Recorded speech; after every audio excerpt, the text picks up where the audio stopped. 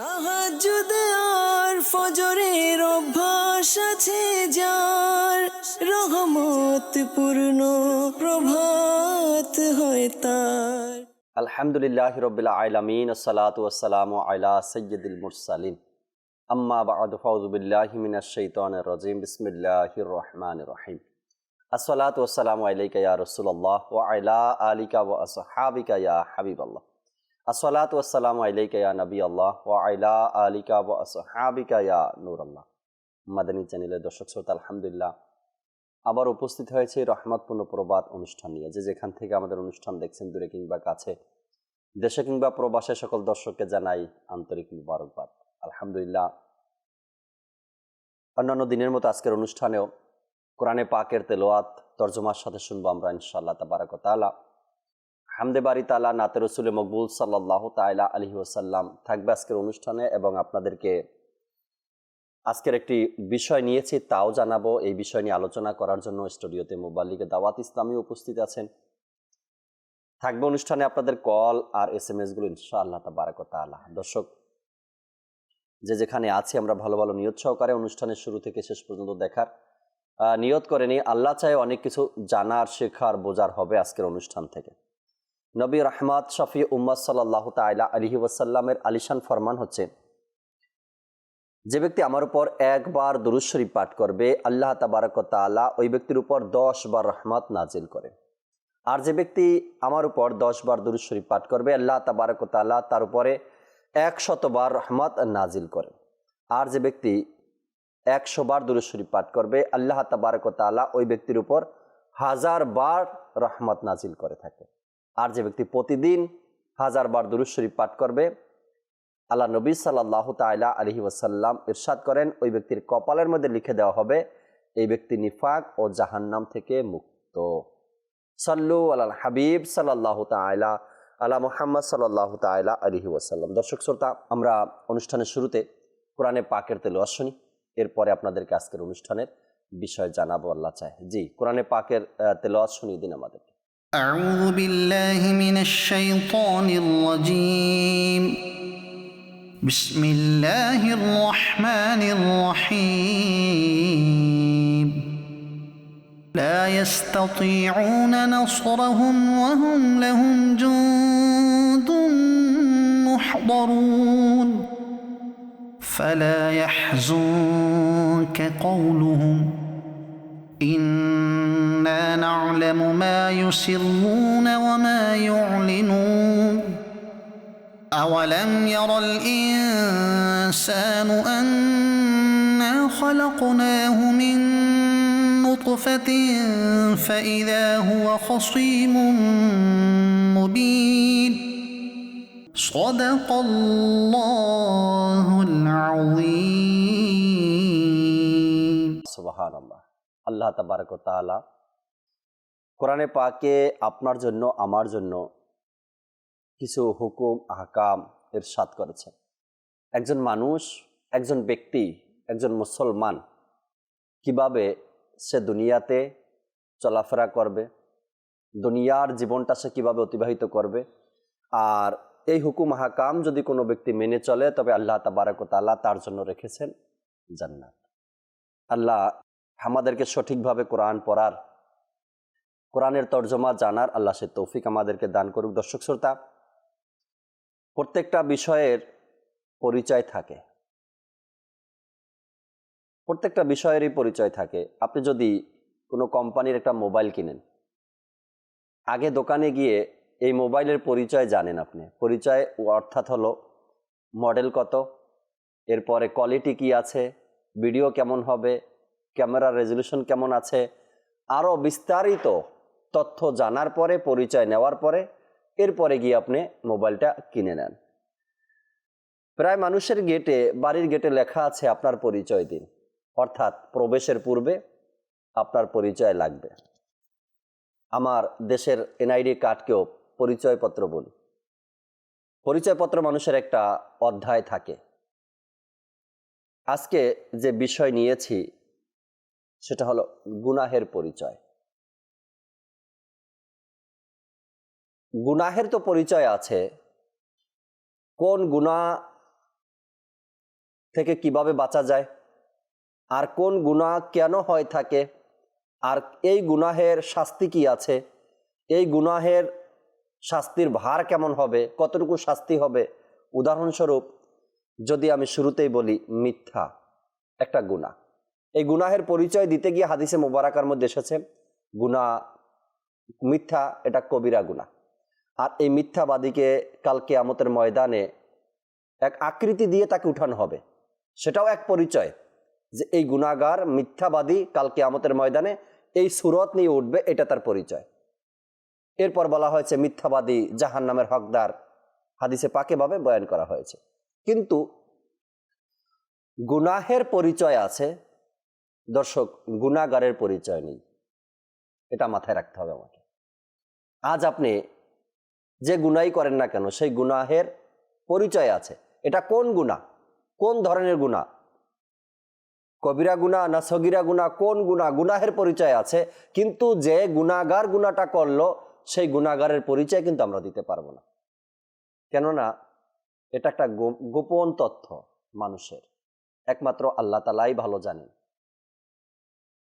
গুনাহের পরিচয় আছে, গুনাহগারের পরিচয় নেই। আমরা গুনাহ করার পরে আমাদের পরিচয়টা আমরা মুছে ফেলি, নিজেই ভুলে যাই যে আমি এমন ধরনের গুনাহ করেছি। কিন্তু যেই গুনাহ করছেন আপনি, সেই গুনাহের পরিচয় আছে। আজ অনুষ্ঠান ইনশাআল্লাহ তাবারাক ওয়া তাআলা গুনাহের পরিচয় নিয়ে কিছু কথা বলবো আমরা। মোবালিগে দাওয়াত ইসলামী আব্দুল মোতালিব ভাই আমাদের সাথে আছেন এবং মিরাজ ভাইও আছেন। তাদের থেকে গুরুত্বপূর্ণ আলোচনাগুলো শুনবো আজকের অনুষ্ঠানে। চলুন আলোচনায় যাওয়ার পূর্বে নুরুল আমিন ভাই আছেন আমাদের সাথে, আমরা হামদে বারি তাআলা শ্রবণ করি। সাল্লু আলাল হাবিব সাল্লাল্লাহু তাআলা আলা মুহাম্মদ সাল্লাল্লাহু তাআলা আলাইহি ওয়াসাল্লাম। सल्लल्लाहु अलैहि या रसूल अल्लाह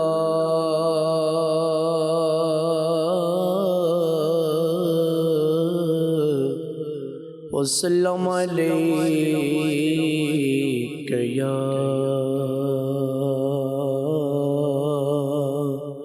हबीब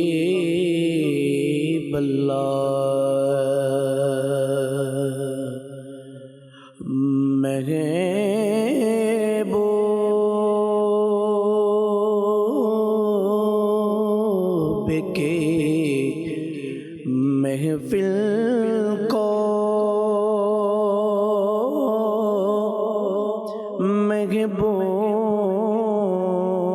महबूब सजाते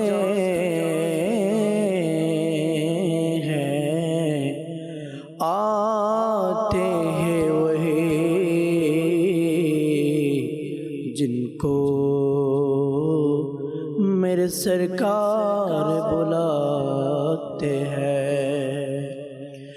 मोर महबूब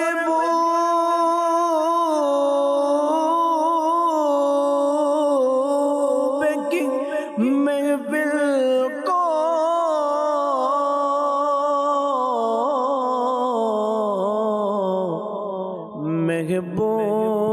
महबूब सजाते हैं आते हैं वही जिनको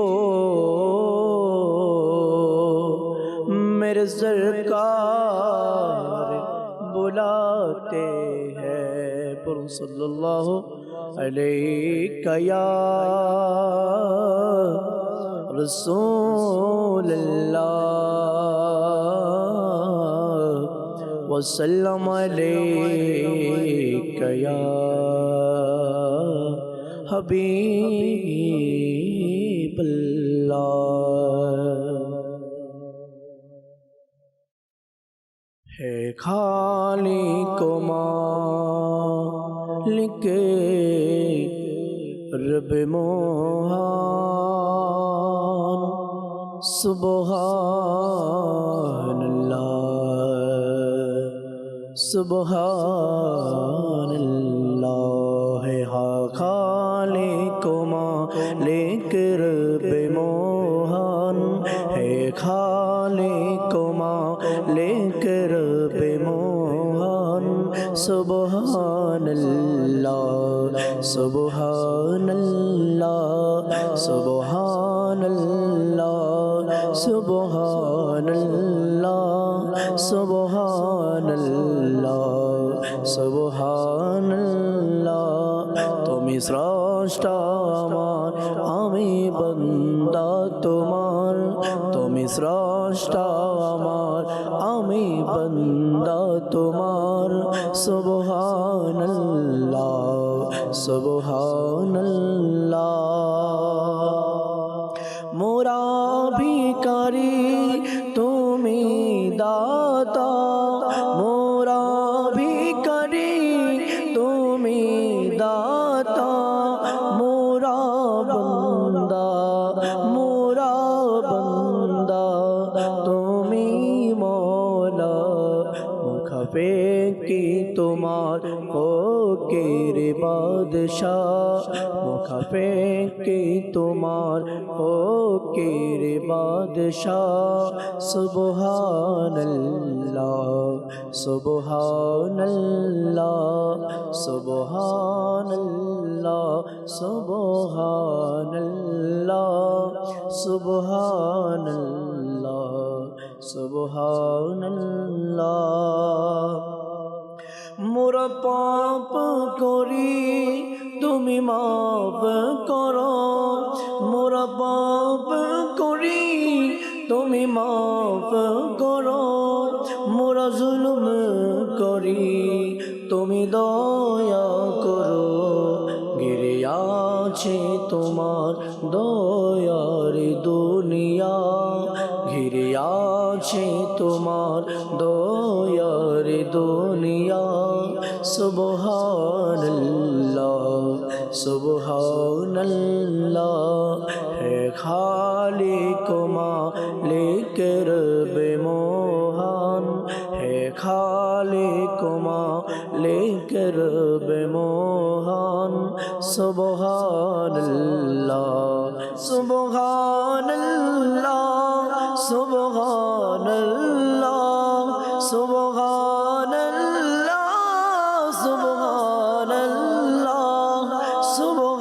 সুবহানাল্লাহ সুবহানাল্লাহ হে খালিক মালিক রবে মোহন সুবহানাল্লাহ সুবহানাল্লাহ সহযোগকারী তুমি গরিবের মওলা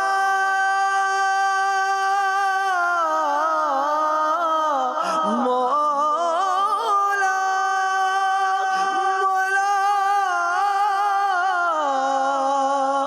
মওলা সাহায্যকারী তুমি গরিবের সাহায্যকারী তুমি গরিবের সহায়ক তুমি অসহায়দের সহায়ক তুমি অসহায়দের সবার তোরে দের তোমার খোলা সবার তোরে দের তোমার খোলা সুবহানাল্লাহ সুবহানাল্লাহ হে খালিক মালিক রবে মোহন সুবহানাল্লাহ সুবহানাল্লাহ তুমি স্রষ্টা আমার আমি বান্দা তোমার তুমি স্রষ্টা আমার আমি বান্দা তোমার সুবহানাল্লাহ সুবহানাল্লাহ সুবহানাল্লাহ সুবহানাল্লাহ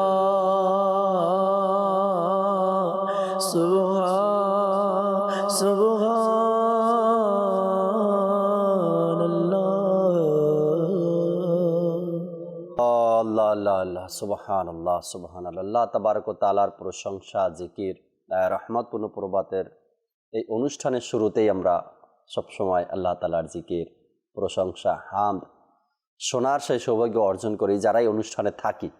যারা না থাকে তাদের তো কথাই ভিন্ন। আল্লাহ তাআলা দয়া করুক। দর্শক শ্রোতা, আজকের বিষয় নিয়েছি গুনাহের পরিচয়।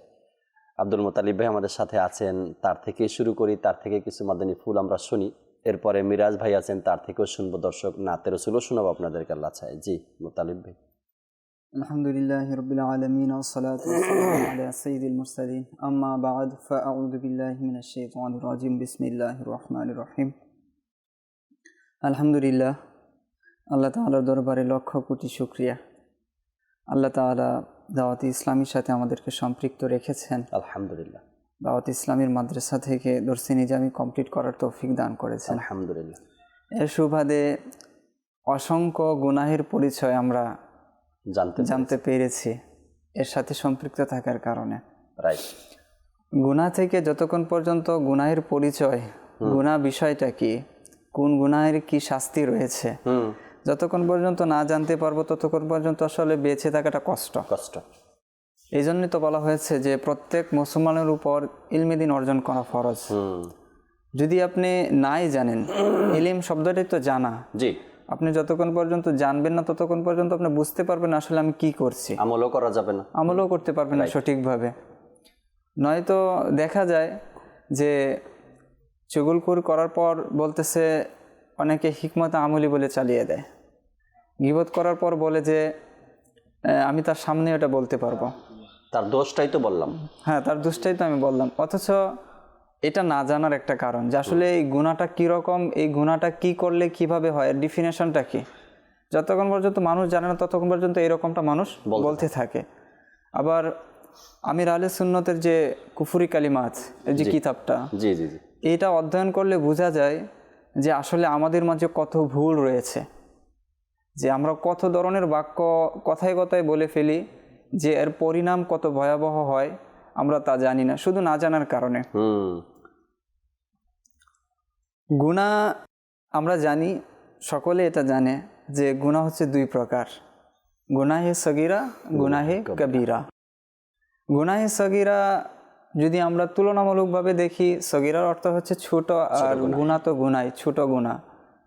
তবে বড় বড় জগৎ বিখ্যাত যারা আলেম, জি জি, এমনকি ইমাম গাজালি রহমতুল্লাহ তাআলা আলাইহি বলেন যে সগীরা আর কবিরা গুনাহ বিষয়টা ওই রকম না যে সগীরা গুনাহ আমি করতেই থাকবো আর কবিরা গুনাহ থেকে বাঁচব। সগীরা কবিরা এই অর্থে বলা হয়েছে যে গুনাহের মধ্যে কিছু স্টেপ আছে, স্তর আছে। উপরেরটা চেয়ে যেটা নিচে সেটা হচ্ছে সগীরা, ওইটার তুলনায়, আর এটার চেয়ে যেটা উপরে সেটা হচ্ছে কবিরা। এখন সবচেয়ে বড় যে গুনাহ রয়েছে কবিরা গুনাহ, বড় গুনাহ, বড় গুনার মধ্যে পার্থক্য আছে, স্টেপ আছে। সবচেয়ে যে বড় গুনাহ যে সেটা হচ্ছে কুফরি আর শিরক, এর চেয়ে বড় আর কোনো গুনাহ নেই। কুফুরের ব্যাপারে তো বলাই হয়েছে যে সারা জীবন যে কুফুর করবে সে চিরস্থায়ীভাবে জাহান্নামে থাকবে। আর শিরিকের ব্যাপারে বলা হয়েছে যে আল্লাহ তাআলা সকল গুনাহ ক্ষমা করবেন, তো শিরিক ক্ষমা করবেন না। এটা হচ্ছে সবচেয়ে উপরের গুনাহ। এর পরবর্তীতে আমরা দেখি নামাজ রয়েছে, নামাজ যদি ত্যাগ করে, তারপরে রোজা যদি ছেড়ে দেয়, সুদ খাওয়া, ঘুষ খাওয়া, এইভাবে বিভিন্ন বিষয় রয়েছে, ইনশাল্লাহ আসবো পর্যায়ক্রমে ইনশাআল্লাহ। তবে এই হচ্ছে আমাদের চিন্তা ভাবনা যে সগীরা আর কবিরা গুনাহ দুইটা একদম ভিন্ন বিষয়, যে সগীরা করা যাবে তো কবিরা করা যাবে না, বিষয়টা কিন্তু এরকম না। গুনাহ বিষয়টা হচ্ছে ওইটা যেটা আল্লাহ তাআলা পছন্দ করেন না, আল্লাহ তাআলার ইচ্ছার বিরুদ্ধে যে কাজটা, সেটাই হচ্ছে গুনাহ। এখন গুনার মধ্যে পরবর্তীতে আলেমগণ এটাকে ভাগ করেছেন। আর সগীরা গুনার ব্যাপারে বলা হয়েছে যে ইন তাজতানিবু কাবাইরা মা তুনহাউনা আনহু নুকাফির আনকুম সাইয়্যাতিকুম, যে তোমরা যদি কবিরা গুনাহগুলো থেকে বেঁচে থাকো তাহলে আল্লাহ তাআলা তোমাদের যে ছোট গুনাহগুলো রয়েছে সেগুলো মাফ করে দিবেন। একটা সুযোগ রয়েছে সগীরা গুনাহের ক্ষেত্রে। অন্যত্র আল্লাহ তাআলা বলেছেন নিশ্চয়ই নেক কাজগুলো কি করে, আপনার যে মন্দ কাজ রয়েছে, পাপ রয়েছে, সেগুলোকে মোচন করে দেয়, মুছে দেয়। কিন্তু আমাদেরকে সর্বদা এই নিয়তে আমাদের মধ্যে থাকতে হবে, আমরা যেটাকে সগীরা গুনাহ বলে করছি সেটা থেকে আমাদেরকে বাঁচতে হবে, কেন সেটা আল্লাহ তাআলা পছন্দ করেন না। আর সগীরা গুনাহ যখন বারবার মানুষ করতে থাকে সেটা কবিরা গুনাহে পরিণত হয়। আমরা অসংখ্য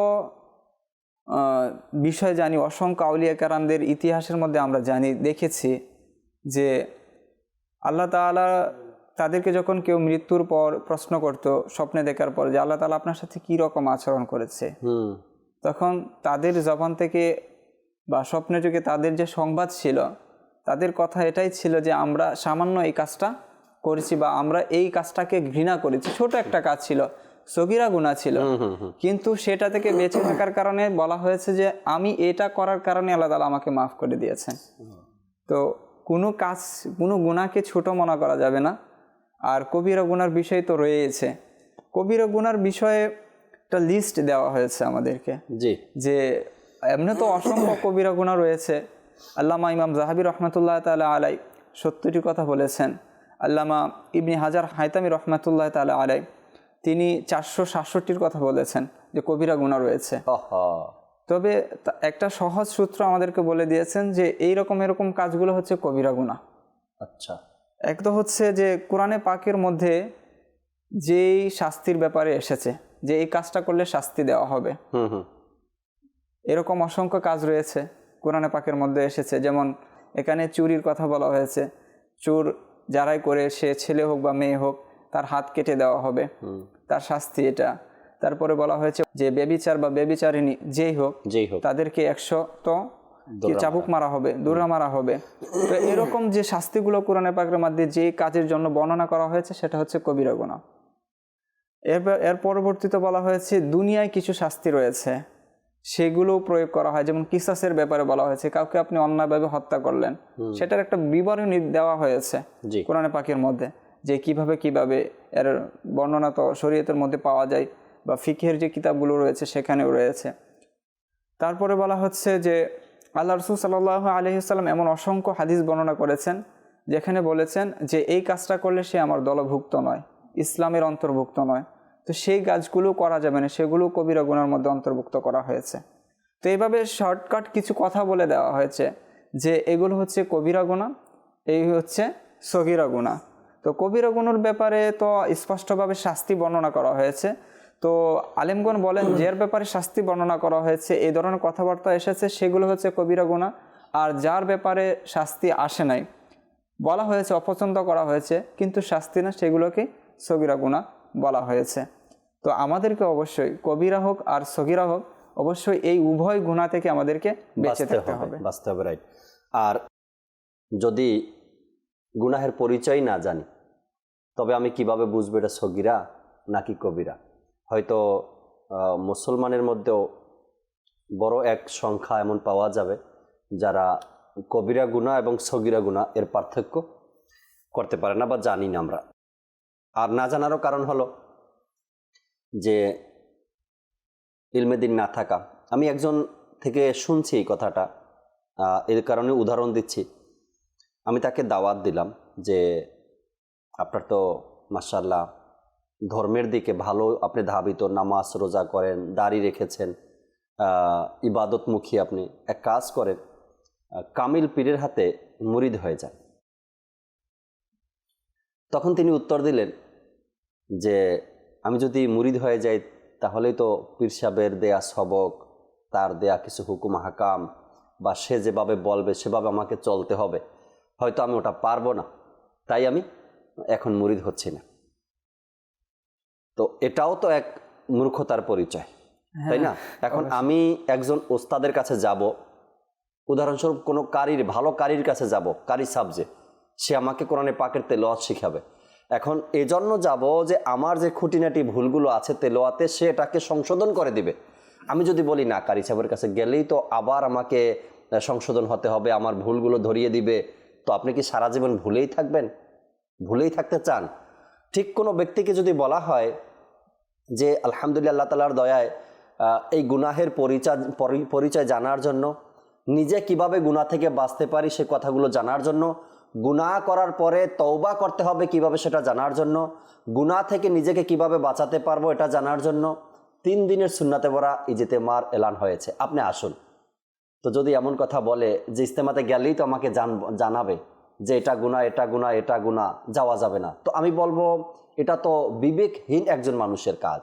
কথা, আপনার ঘরে আগুন লেগেছে, এখন কোনো ব্যক্তি আছে আপনাকে এমন কৌশল জানিয়ে দিতে পারবে আগুন কিভাবে আপনি নিভাবেন।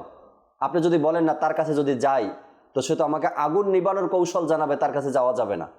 তবে পাগল বলবে এলাকার মানুষ আপনাকে, আমাদের বলতে হবে না। ঠিক প্রত্যেকটা বিষয় আপনাকে জানার দরকার, জানতে হবে। এখন এই জানা থেকে যদি বিরত থাকেন আর বলেন জানলেই তো মানতে হবে, মানতে পারছেন না বিধায় তো জাহান্নামে যেতে হবে, এটা কেন বুঝি না আমি কারো কাছে গেলে জানার জন্য, শেখার জন্য 3 দিনের সুন্নতে পারে ইস্তেমাই নিয়ে নেই। 3 দিনের সুন্নতে পারে ইস্তেমাতে গেলে অনেক কিছু জানতে পারবো, এই সকল গুনাহ থেকে বাঁচার উপায় এবং এই গুনাহ হয়ে গেলে তওবা কিভাবে করব তার উপায়। এখন যদি কেউ বলে ইস্তেমাতে গেলেই তো জানতে হবে বা জানাবে আমাকে, তো মানতে পারবো না, এ কারণে যাব না। আপনি মানতে পারবেন না বা মানেন না বিদেয়ই তো আপনি জাহান্নামের হকদার। মানতে হবে, আর মানার আগে জানতেও হবে যে এই গুনাহগুলো কি, আর এর পরিচয় কি, আর কিভাবে আমরা বাঁচতে পারি। আপনি উস্তাদের কথা বলেছেন, জি, আপনি পীর সাহেবের কথা বলেছেন। মানুষ যতক্ষণ পর্যন্ত আসলে কোনো উস্তাদ ধরবে না, এটা তো সর্বজনীন একটা কথা, যার কোনো উস্তাদ নেই, যার কোনো পীর নেই, তার পীর হচ্ছে শয়তান বলা হয়ে থাকে।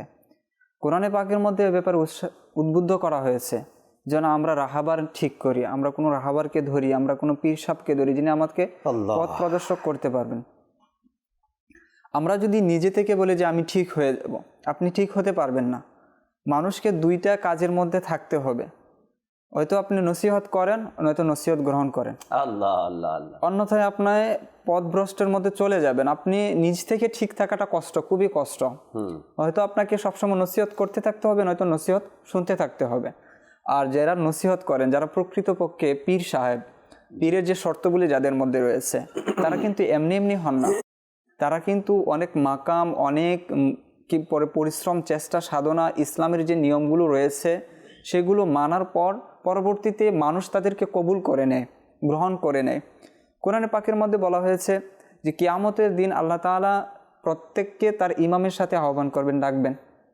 ইয়াওমা নাদউ কুল্লা উনাসিম বিইমামিহিম, যে আল্লাহ তাআলা কিয়ামতের দিন প্রত্যেককে তার ইমামের সাথে ডাকবে। এখন ইমামকে, আপনি যাকে অনুসরণ করেন সেই তো আপনার ইমাম না। এখন আপনাকে বলা হচ্ছে যে আপনি এমন একজনকে পীর হিসাবে গ্রহণ করুন, আপনি তাকে ইমাম হিসাবে গ্রহণ করুন, আপনার রাহাবার হিসাবে আপনি তাকে গ্রহণ করুন। তো সেই ব্যক্তিটা কীরকম হবে? পরিপূর্ণ যে শরীয়তের উপর চলে সে ব্যক্তি তো হবে। এখন আপনি ওই রকম ব্যক্তিকে চলার ব্যাপারে, ধরার ব্যাপারে, তাদের সঙ্গ অবলম্বন করার ব্যাপারে তো কোরআনে পাকের মধ্যে বলা হয়েছে, ইয়া আইয়ুহাল্লাযীনা আমানুত্তাকুল্লাহ ওয়া কুনু মাআস সাদিকিন, যে ঈমানদারকে তোমরা আল্লাহকে ভয় করো এবং সত্যবাদীদের সাহচর্য অবলম্বন করো। পীর সাহেব হচ্ছে সেই সকল সত্যবাদী যাদের সাহচর্য অবলম্বন করতে বলা হয়েছে। এখন আপনি পীর সাহেব, মুর্শিদ আমরা বলি, এই যে বিষয়টা, এটা কিন্তু অনেক বড় একটা বিষয়। আপনার আর আমি যদি বলি যে আমার পীর সাহেবের কী প্রয়োজন, মুর্শিদের কি প্রয়োজন, এটা কিন্তু একটা আসলে আপনি যে বললেন মূর্খতারই পরিচয়। পীর সাহেব বা মুর্শিদ তাদের থাকে না যারা গুমরাহ। কোরআনে পাকের মধ্যে এটা বলা হয়েছে যে ওই ব্যক্তি হচ্ছে গুমরাহ বা গুমরাহি করে, ফালাং তাজিদ আলাহু ওয়ালিয়াম মুর্শিদা, বা যে গুমরাহ হয়ে গেছে সে কখনো কোনো অলিও পাবে না, অর্থাৎ অভিভাবক পাবে না, কোনো মুর্শিদও পাবে না। অর্থাৎ আপনি যে সঠিক পথে চলার যে একটা বিষয়, আপনি চলতে পারবেন, আপনার সঠিক দিকগুলো আপনাকে একজন বাতলিয়ে দিবে যে তুমি এই পথে চলো, তাহলে তুমি সঠিক পথে চলতে পারবে। বর্তমান জমানার মধ্যে দেখি আপনাকে অনেকে অনেক কিছু বলছে, কিন্তু একজন শরীয়ত মোতাবেক যে একজন আল্লাহর ওলি রয়েছেন, মুর্শিদ রয়েছেন, তিনি আপনাকে গাইডলাইন দিতে পারবেন যে তুমি এই রাস্তাটা দিয়ে চলো, তাহলে তুমি সঠিক পথটা পেয়ে যাবে। নয়তো কোরআনে পাকের মধ্যে তো বলা হয়েছে না যে কোরআন হচ্ছে মুত্তাকিনদের জন্য হেদায়েত। মুত্তাকিন, এখন মুত্তাকিন কারা এটা তো সকলে আমরা জানি। এক যুগ আমরা যদি আমাদের পূর্ববর্তী বুজুর্গদের একটা লিস্ট যদি আমরা দেখি, সেই লিস্টে কারা আছেন এবং সেই বুজুর্গ যারা আছেন তাদের পথ কারা অনুসরণ করছে, তো যারা অনুসরণ করছেন তারাই তো সেই মুত্তাকি ব্যক্তি। এখন আপনাদের মুত্তাকিদের সাহচর্য অবলম্বন করতে হবে। ইমাম গাজালি রহমাতুল্লাহ তাআলা আলাইহির জীবনের মধ্যে একটা চমৎকার বিষয় পাওয়া যায় এই মুর্শিদ বা পীর একটা বিষয় নিয়ে, যে আপনার মাদ্রাসায় নিজামিয়া এমন একটা মাদ্রাসা, সেখানে অসংখ্য আলেম উলামা সারা জীবন পার করে দিয়েছেন যেন আমি এই মাদ্রাসার একজন টিচার হতে পারি, শিক্ষক হতে পারি। কিন্তু ইমাম গাজালি রহমাতুল্লাহ তাআলা আলাইহি খুব অল্প বয়সে সেই মর্যাদা তিনি পেয়ে গেছিলেন যে মাদ্রাসা নিজামিয়া তিনি শিক্ষক, টিচার, শিক্ষকতা করেন। কিন্তু একটা সময় আসলো যে তিনি বড় বড় কিতাবও লিখলেন, হ্যাঁ, কিন্তু মনের ভিতরে শান্তি পাচ্ছেন না বা ইবাদত করে মজা পাচ্ছেন না। কি কারণ? তিনি কারণও খুঁজে পাচ্ছেন না। তো শুনতে পেলেন যে এমক এলাকায় একজন আল্লাহর ওলি আছেন, পীর সাহেব আছেন। তো তিনি দিনের বেলায় না গিয়ে রাত্রেবেলায় গেলেন ওই হুজুরের সাথে দেখা করতে। আচ্ছা, তখন ওই পীর সাহেব বলেন যে তোমার দ্বারা আসলে কিছু হবে না। বলেন কেন হুজুর, কেন হবে না? তুমি নিজের আমিত্বকে, নিজের যে বড়ত্ব, সেটাকে এমন পর্যায়ে নিয়ে গেছো যে তুমি মাদ্রাসায় নিজামিয়ার মধ্যে একজন টিচার দিনের বেলায় আসো না যে মানুষ তোমাকে বলবে যে দেখো আল্লাহ সে আল্লাহ হুজুরের কাছে গেছে, আর তুমি আসছো লুকিয়ে রাত্রে বেলায় তোমার নিজের সংশোধনের জন্য। তো তোমার দ্বারা কিছু হবে না। তো যারা প্রকৃতপক্ষে আল্লাহর ওলি, যারা প্রকৃতপক্ষে পীর সাহেব, মুর্শিদ, যারা মুরিদ নেন, যারা হক্কানি আল্লাহর ওলি, তাদের কথা এরকম হবে। একটা কথায় আপনার জীবন পরিবর্তন হয়ে যাবে। পরবর্তীতে এত মস্ত বড় আলিমি দিনের আশা দেখেই পীর সাহেব বলে দিচ্ছেন তুমি দিনে আসনি, রাতে এসেছো, এর তো কারণ অবশ্যই আছে, আর এর কারণেই তুমি কোনোদিনও কিছু করতে পারবে না। তো অবশ্যই ইমাম গাজ্জালী রাহমাতুল্লাহি তাআলা আলাইহি পরবর্তীতে নিজেকে সংশোধন করে নিয়েছে। কতটা পরিবর্তন হয়, সারা পৃথিবী তার চর্চা এখন হয়। কেন হয়? ওই যে পীর সাহেব যে রাস্তা দেখিয়ে দিয়েছিল, যে কিতাব পড়লে, ইমাম গাজ্জালী রাহমাতুল্লাহি তাআলার কিতাব পড়লে এই আত্মিক বেদি নামে যে রোগটা আছে আমাদের কাছে, আত্মিক বেদি যেটাকে বলি, অন্তরের গুনাহ, অন্তরের রোগ যেটা আছে, ইমাম গাজ্জালীর কিতাব পড়লে এই সকল রোগগুলো দূর হয়ে যায়। আপনি প্রত্যেকটা আল্লাহর ওলি যারা আছেন, যা মুর্শিদ যারা নেই, আমরা তো শরীয়তের বিধানগুলো তো আমরা জানি। কোরআন শরীফ পাঠ করলে, আপনার হাদিস পাঠ করলে শরীয়তের অনেক বিধান আমরা জেনে যাব, কিন্তু আত্মিক কিছু ব্যাধি মানুষের মধ্যে থেকে যায়। আল্লাহর ওলির যারা সাহচর্য লাভ করে, ইমাম জালালউদ্দিন রুমি রহমাতুল্লাহ তাআলা আলাই, তাদের জীবনী তো কিন্তু আমরা এই বিষয়গুলো দেখি। তারা মস্ত বড় আলেম ছিল, কিন্তু আল্লাহর ওলির সাহাচর্যে তাদের জীবন সম্পূর্ণ যে এক পথে চলছিল, বিপরীত মুখে চলে গেছে।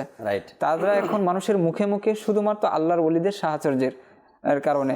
ইমাম ফখরুদ্দিন রাজি রহমাতুল্লাহ তাআলা আলাইহির জীবনেও আমরা যদি দেখি, সেখানেও মুর্শিদের কত বড় হাত রয়েছে।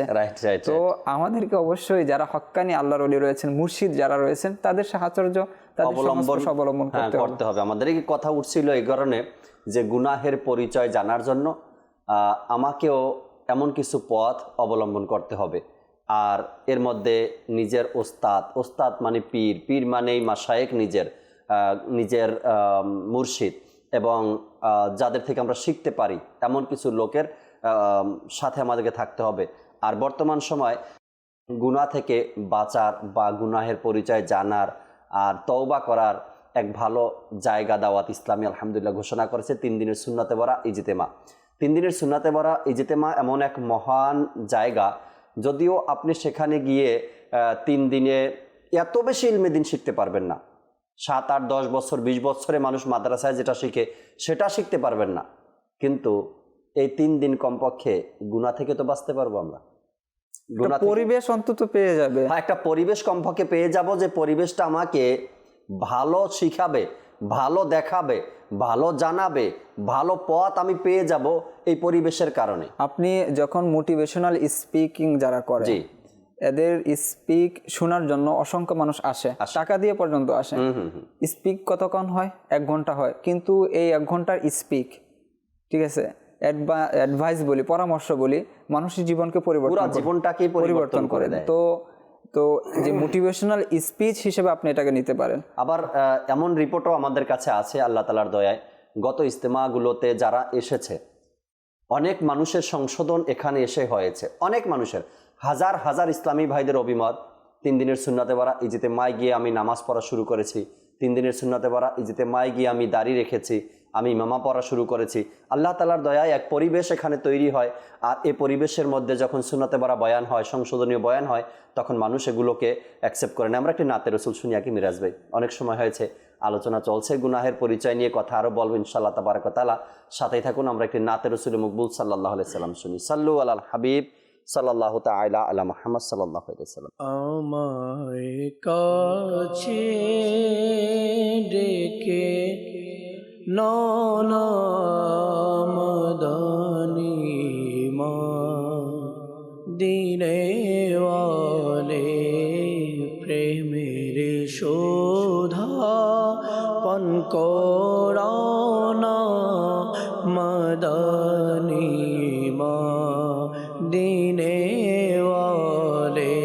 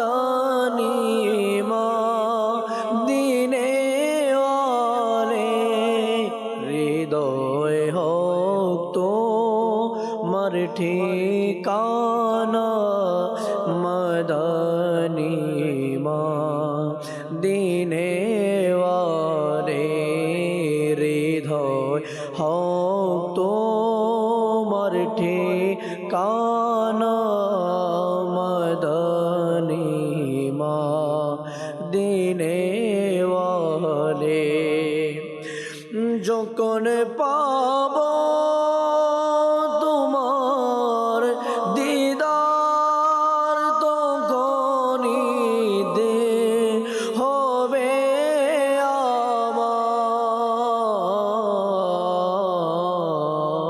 আমার যখন পাব তোমার দিদার তখনই দে হবে আমার আমার সোপনে সোনা মদনী মদিনে ওয়ালে আমায় কাছে ডেকে নানা মদনী মদিনে ওয়ালে প্রেমের শোধাপন কো রানা মদনী মদিনে ওয়ালে আমার আগামী প্রজন্ম হবে যারা গরজের ইয়া রাসূলুল্লাহ ইয়া হাবিবাল্লাহ আমার আগামী প্রজন্ম যারা কারা হবে যেন আমার আগামী প্রজন্ম হবে যারা কারা যেন হৃদয় হোক তোমার ঠিকানা মদনী মদিনে ওয়ালে হৃদয় হোক তোমার ঠিকানা মদনী মদিনে ওয়ালে আমায় কাছে ডেকে নানা মদনী মদিনে ওয়ালে আল্লাহ সুবহানাল্লাহ, আমায় কাছে ডেকে নাও না মাদানী মদিনে ওয়ালে। আল্লাহ তাবারাক ওয়া তাআলা আমাদেরকে বারবার হুজুর সাল্লাল্লাহু আলাইহি সাল্লাম শহর মদিনাতুল মুনাওয়ারার মেহমান বানিয়ে নিক, বারবার আসা যাওয়ার তৌফিক ব্যবস্থা করে দিক আল্লাহ তাবারাক ওয়া তাআলা। যারা এখনো যায়নি তাদেরকে যাওয়ার তৌফিক দিক, যারা গিয়েছে আল্লাহ তাআলা তাদেরকে বারবার যাওয়ার তৌফিক দিক। এমন শহর, এমন দেশ, এমন ভূমি, এমন জায়গা, এমন স্মৃতি হয়তো আশিক কখনো ভুলতে পারবে না। যদি 1000 যায় তারপরও বলবে আমি আরেকবার যেতে যদি পারতাম। আল্লাহ আমাদেরকে বারবার সেই পবিত্র ভূমিতে যাওয়ার তৌফিক দিক। দর্শকের কিছু কল নেই, এরপর ইনশাআল্লাহ তাআলা আলোচনায় ফিরবো। জি, দর্শকের কল শুনিয়ে দিন। আমার নাম মোহাম্মদ মোহন কেরানানগঞ্জ।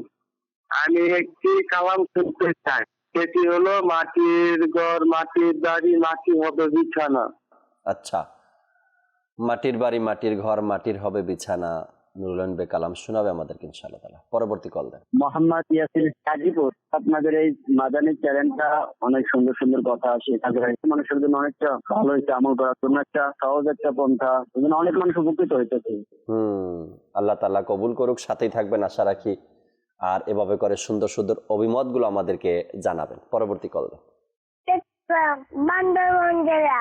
আমার নাম আনাস বিন ইউসুফ।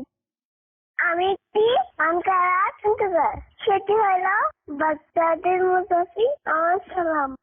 আচ্ছা, বাগদাদের মুসাফির, এই কালাম মানকাবাত শুনতে চেয়েছেন। পরবর্তী কল দেন। আমার নাম মোহাম্মদ সকি। আমার থেকে অনুষ্ঠানটা অনেক ভালো লাগে। আমার জন্য দোয়া করবেন। আচ্ছা, অনুষ্ঠানটা আপনার কাছে খুব ভালো লাগে, দোয়া চেয়েছেন, আল্লাহ তালা আপনাকে ভালো রাখুক, দিনের দায় হিসাবে আল্লাহ তালা কবুল করেন। পরবর্তী কল দেন। আমি মোহাম্মদ আসলাম, দিনাজপুর থেকে বলছি। আমি একটি কালাম শুনতে চাই। তুমি মোর জান আঁকা, তুমি মোর প্রাণ, শুনিয়ে দিলে খুশি হই। আচ্ছা আচ্ছা আচ্ছা, সাথেই থাকুন, শোনাবো ইনশাআল্লাহ তাবারাক ওয়া তাআলা। পরবর্তী কল দেন। আমি মোহাম্মদ তোফাজ্জল হোসেন কিশোরগঞ্জ থেকে বলতেছি। আপনাদের মাদানী চ্যানেলটা আমি রেগুলারই দেখি, আপনাদের এই অনুষ্ঠানগুলো আমার খুব ভালো লাগে। আল্লাহ তাবারাক ওয়া তাআলা কবুল করে নিক। যেভাবে আপনারা অনুষ্ঠান দেখছেন, অনুষ্ঠান দেখে সহযোগিতা করছেন, আল্লাহ তাবারাক ওয়া তাআলা আপনাদেরকে আমাদেরকে মাদানী চ্যানেলের সাথে থেকে দিন ইসলামের কাজ করা, নেকির দাওয়াত দেওয়া, দাওয়াত গ্রহণ করার সেই তৌফিক আল্লাহ আমাদেরকে দান। অনুরোধের কালামগুলো শুনবে একটু পরে ইনশাআল্লাহ তাবারাক ওয়া তাআলা।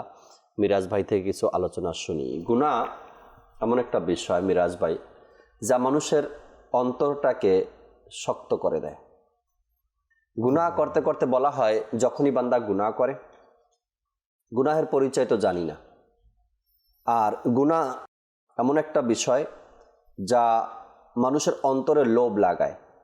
যখনই কোনো ব্যক্তি সর্বপ্রথম গুনাহের কাজটা করলো, সেজন্য কোনো মধুর ভাণ্ডারে হাত দিয়েছে, একটু মজা লেগেছে, ঘুরে ফিরে গিয়ে আবার সেই গুনাহের কাজের মধ্যে লিপ্ত, ঘুরে ফিরে গিয়ে আবার সেই গুনাহের কাজের মধ্যে লিপ্ত। বলা হয়েছে যখন কোনো ব্যক্তি গুনাহের কাজ করে, গুনাহ করে, তো তার অন্তরের মধ্যে কালো দাগ বসে যায়। গুনাহ করতে করতে করতে করতে করতে করতে একটা সময় হৃদয়টা পুরো কালো হয়ে যায়। তখন দিনের কথা, ধর্মের কথা, কোরআনের কথা, হাদিসের কথা, আল্লাহর ভয়, রসুলের মোহাব্বত, ভালোবাসা, এগুলো আর যা প্রবেশ করে না, অন্তরে আর প্রবেশ করে না, ভালো লাগে না। তখন এইসব কথাগুলো শুনতে ভালো লাগে না, মজা লাগে না, কি বলে কি বলে, তখন বারবার হৃদয়টা যেন গুনাহের দিকে ধাবিত হতে থাকে, ধাবিত হতে থাকে। যদি গুনাহের পরিচয় জানতাম, যে আমি যে কাজটা করছি, যে গুনাহটা করছি, এই গুনাহটার পরিচয় এটা আছে, আর এই গুনাহকে এই নামে সবাই চিনে, এবং এই গুনাহ করার কারণে আমাকে শাস্তি ভোগ করতে হবে, দুনিয়াতে এই গুনাহ করার কারণে জান্নাতে আমি এই নিয়ামত থেকে বঞ্চিত থাকব, দুনিয়ায় এই গুনাহ করার কারণে দুনিয়াতেও আমি এই অন্যান্য নিয়ামত থেকে বঞ্চিত থাকব। এই গুনাহের পরিচয়টাই যদি না জানে মানুষ, তো সেই গুনাহ থেকে বাঁচবে কিভাবে, বা সেই গুনাহকে গুনাহ বলে সে জানবে কিভাবে? ইমাম গাজ্জালী রহমতুল্লাহি তাআলা খুব চমৎকার বর্ণনা করে যে একটা পর্যায়ে মানুষের দিল যখন গুনাহ করতে করতে অন্তরে যে কালো দাগ পড়ে যায়, এক সময় তার অন্তর কি হয়ে যায়, কল মরে যায়, তখন তার কাছে আপনার এই ভালো বিষয়গুলো কি লাগে না। অসংখ্য লোক জাকির ভাই দেখবেন যে কোরআন ও হাদিসে এই একই কথা অনেক কেউ শুনতেছে, তো ঘন্টার পর ঘন্টা তার দিলেটাই চায় যে আমি আরো শুনতে চাই। আবার অনেক লোক এমন আছে সে এই সমস্ত কথা সে শুনতে রাজি না। তো একটি কথা আপনি যে বিষয়টা বললেন যে আমাদের গুনাহের পরিচয় লাভ করতে হবে, তো খুব চমৎকারভাবে বর্ণনা করা হয় যে হযরত ইব্রাহিম বিন আদহাম রহমতুল্লাহি তাআলা আলাইহি, যিনার জীবনের অনেক বড় একটি আর কি সময় ইনি সফরের মধ্যে অতিবাহিত করেছে। একটি ঘটনার মূল অংশটা এমন, একবার ইনি বাইতুল আকসাতে আপনার সফরের উদ্দেশ্যে রওনা হলো ইলমি দিন শিখার উদ্দেশ্যে।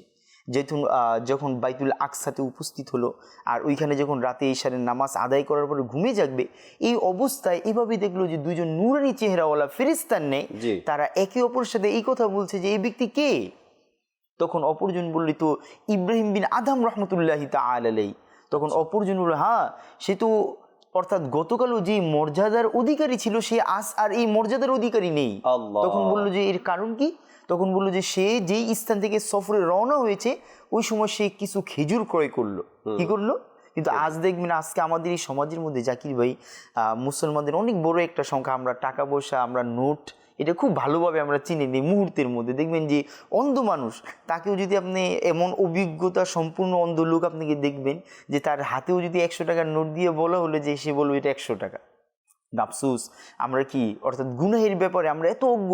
এই সমস্ত বিষয়ে যখন মানুষকে বলা হয়, অনেকে বলে ভাই এটা কোনো এই বর্তমান সময় এটা কোনো বিষয় হইল নাকি। তো কত চমৎকারভাবে এই ঘটনাটা বর্ণনা করা হয় যে ইব্রাহিম বিন আদহাম রহমতুল্লাহি তাআলা যেখান থেকে সফর শুরু করেছিল, তো ওই স্থানে সে যখন খেজুর ক্রয় করে, আপনার যে ব্যবসায়িক তার থেকে একটি খেজুর পাল্লার মধ্যে পড়ে যায়, কিন্তু ইব্রাহিম বিন আদম রহমতুল্লাহ তাআলাই মনে করলো যে ওই খেজুরটা তার ওই ব্যাগতলের থলে থেকেই কি পাল্লাতে পড়েছে, তখন সে ওটা মাটিতে পড়ে গেছে। হ্যাঁ, তখন এটা উঠিয়ে সে নিজের মনে করে কি করলো, জি জি, ব্যাগে নিয়ে নিল। জিতু দোকানদারের খেজুরের যে ঝাঁকি ছিল, জি সে যখন মাপতে নিচে, ওজন দিতে নিচে, জি ওই আল্লাহর ওলিকে দিবেন খেজুর, তো সেখান থেকে একটা খেজুর জমিনে পড়ে গেছে।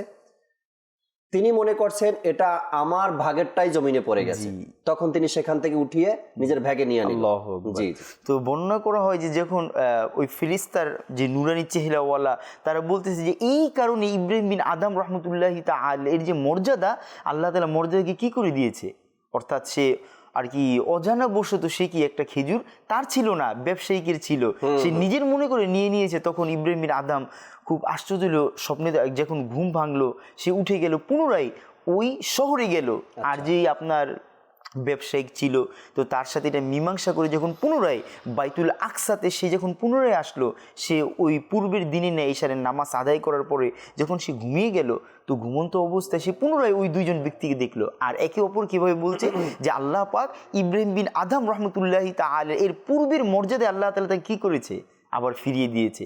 তো এখান থেকে একটা বিষয় যদি আমরা দেখি, এটাও একটা গুনাহের কাজ। আমরা অসংখ্যবার আমরা দেখা যায় যখন বাজারে যাই, কিছু লোক তো এমন আছে যে তার অপরের জিনিসের মধ্যে হাত না, কেউ যদি বাদাম কিনতে যায় তাহলে দেখবেন ওইখান থেকে সে কিনতেও যায় না। রাজ ভাই আজকাল কিনবেও না, জি বাদামওয়ালা দাঁড়িয়ে আছে, শুধু শুধু তার বাদামের ওখান থেকে বাদাম নিয়ে খাওয়া শুরু করে। তারপর মুড়ি, তারপর মাআজাল্লাহ দেখবেন যখন মাহে রমজানুল মুবারক আসতেছে খেজুরের কথা বলেন, এইভাবে অসংখ্য বিষয় কিন্তু আস আমরা এটা অনেকে মনে করে যে ভাই এত আমাকে, অর্থাৎ সে দেখ আর না দেখ, অর্থাৎ ইনি নিয়ে খাইলে মনে করে এটা হালাল হয়ে মনে হয় এটা তার হক আছে এখানে, এমন বা ভাবে পূর্বের কোনো সম্পর্ক আছে তার সাথে, যে পাওনাদার আছে আমি নিয়ে নিলাম।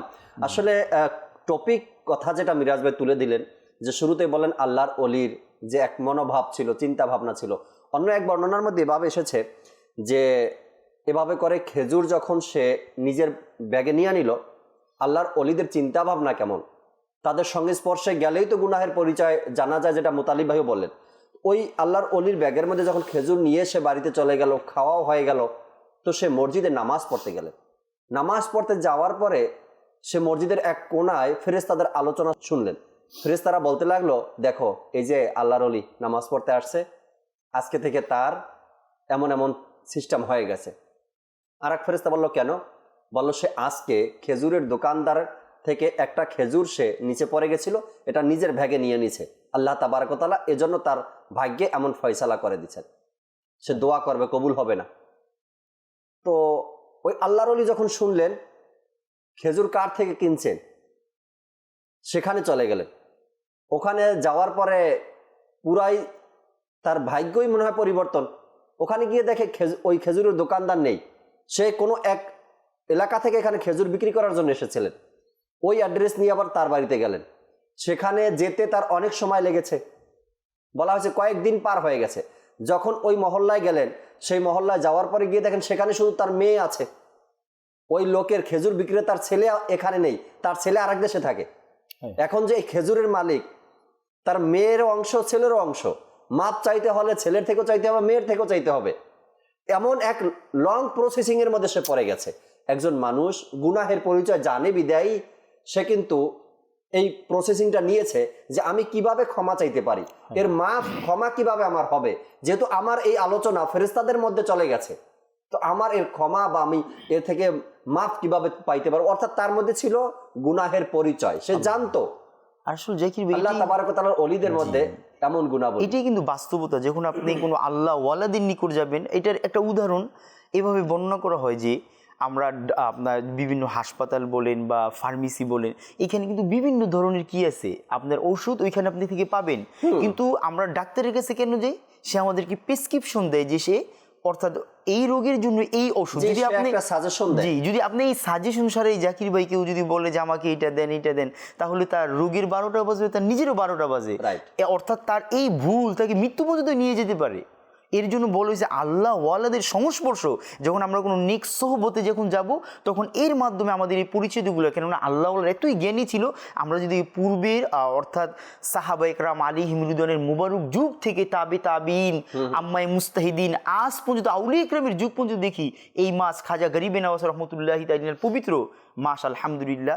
তো আমার খাজা গরিবে নওয়াজও কি একজন মহান উলিয়া কামিলের হাতে তার হাত ছিল, তার অর্থাৎ পথ প্রদর্শনের ক্ষেত্রে তারাও কোনো আল্লাহ ওয়ালাদেরকে অনুসরণ করেছে। কিন্তু বর্তমান ক্ষেত্রে দেখবেন জাকির ভাই, আমাদের সংখ্যা যে একটা মুসলমানদের ইলম না থাকে, আসলে যারা এই কথাটা বলে অধিকাংশ মানুষ দেখবেন গুনাহ করতে গেলে অনেকেই তো মাজাল এইভাবে বলে যে সময়কে এটার কোনো প্রয়োজন নেই, আর যারাই এই কথাটা বলে তাদের মধ্যে শরীয়তের বিন্দু পরিমাণ কোনো কি নেই, জ্ঞান নেই। তো এর জন্য অনেক সময় আমরা এই সকল ভুল পন্থা অবলম্বন করি, কেননা কিতাবের মধ্যে এও বর্ণিত রয়েছে আল্লাহ ওয়ালার কীভাবে গুনাহকে চিহ্নিত করে দিত।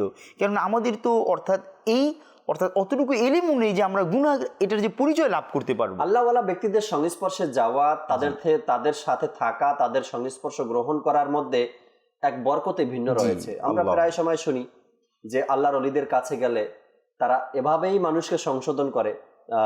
দাওয়াত ইসলামীর মাকতাবাতুল মদিনার একটি কিতাবের মধ্যে রয়েছে, যখন সে আল্লাহর ওলির কাছে গেল, গিয়ে বলল আমি গুনাহ থেকে বাঁচতে চাই কিন্তু পারি না, আমাকে কিছু পথ দেখিয়ে দিন।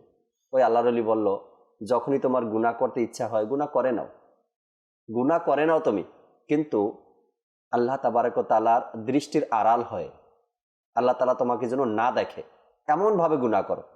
ওই ব্যক্তি তো অবাক হয়ে গেল, এটা কিভাবে সম্ভব? গুনাহ করব আমি, গুনার অনুমতি দিচ্ছেন, কিন্তু আল্লাহ তাবারক ওয়া তাআলা যেন না দেখে এমন জায়গাতে, আমি যেখানেই যাই, মাটির নিচে যাই আর মাটির উপরে থাকি, যেখানেই থাকি না কেন আল্লাহ তাআলা তো আমাকে দেখবেনি।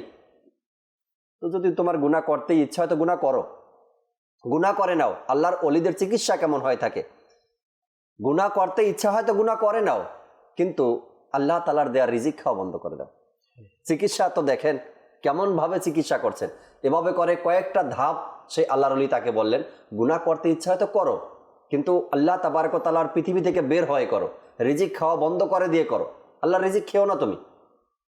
শেষে গিয়ে বললেন, যদি তুমি নাই পারো আল্লাহ তাআলার দৃষ্টির আড়াল হয় গুনাহ করতে, আল্লাহ তাআলার দেয়া রিজিক খাওয়া বন্ধ করে দিয়ে গুনাহ করতে, কবরে যখন ফেরেশতারা আসবে তখন তাদেরকে সরিয়ে দিবে, বলবে না এখন না, আমি পরে তোমাদের প্রশ্নের উত্তর দিব। আজরাইল যখন আসবে তখন বলবে আজরাইল পরে আসো। তো এই সকল ক্ষমতা যখন তোমার কাছে নেই, তো তুমি তো দুর্বল ব্যক্তি, তোমার মতো দুর্বল তো আর কেউ নেই। তুমি এক কাম করো, গুনাহ করাটাই ছেড়ে দাও, যার কারণে তুমি এত কিছুই বর্জন করতে পারছো না, যে গুনাহের জন্য তুমি এত কিছুই মানতে পারছো না বা মেনে নিতে পারছো না, তো ওগুলো মেনে নাও, এটাকে ছেড়ে দাও, অর্থাৎ গুনাহকে তুমি ছেড়ে দাও। আল্লাহওয়ালা ব্যক্তিরা কখনো তাদের দৃষ্টিশক্তির কারণে, আল্লাহ তাবারক ওয়া তাআলা এমন পাওয়ার তাদেরকে দিয়েছেন, আল্লাহর ওলিরা তাদের দৃষ্টিশক্তির কারণে মানুষের অন্তর পরিবর্তন করে দেয়, তাদের কথার কারণে মানুষের অন্তর পরিবর্তন হয়ে যায়, তাদের কাছে আসার কারণে আল্লাহর ওলিদের দেখতেই মানুষ নিজেকে পরিবর্তন করে নেয়, পরিবর্তন হয়ে যায়। এরকমের কিতাবের মধ্যে পাওয়া যায় যে আল্লাহর ওলিদের দৃষ্টি কোনো গুনাহগারের প্রতি পড়েছে, তো দৃষ্টি এমন ছিল, এমন পাওয়ার ছিল, ওই গুনাহগার ভিতর থেকেই তওবা করে নিয়েছে। এটা তো হাদিস শরীফের মধ্যেও আসছে যে মুমিনের অন্তর্দৃষ্টিকে তোমরা ভয় করো, ইত্তাকু ফিরাসাতাল মুমিনি ফাইন্নাহু ইয়ানজুরু বিনুরিল্লাহ, যে তারা আল্লাহ তাআলার নূর দিয়ে দেখে। আল্লাহ তাআলার নূর দিয়ে যারা দেখে, তারা যার দিকে তাকায় তার অন্তরের মধ্যে কি আছে, অন্তরটাকে পরিবর্তন করে দেয়। আর আল্লাহর ওলিদের কাছে যাওয়ার মাধ্যম বিভিন্ন যুগে যুগে একটাই মাধ্যম, সেটা হচ্ছে কদ আফলাহা মান তাযাক্কা। আল্লাহ তাআলা বলেছেন যে সফল তারাই হয়েছে যারা পবিত্র হয়েছে। এবং পবিত্রতার তো দুইটা দিক আছে, একটা বাহ্যিক আর একটা হচ্ছে আত্মিক। আত্মিক পবিত্র কিন্তু ওই আল্লাহর ওলি যারা, তাদের সংস্পর্শে যখন যাবেন তখনই আপনার আত্মিক পরিশুদ্ধতার যে বিষয়টা তখন আপনার মধ্যে আসবে। আমরা গুনাহের পরিচয় সম্পর্কে আলোচনা করছিলাম।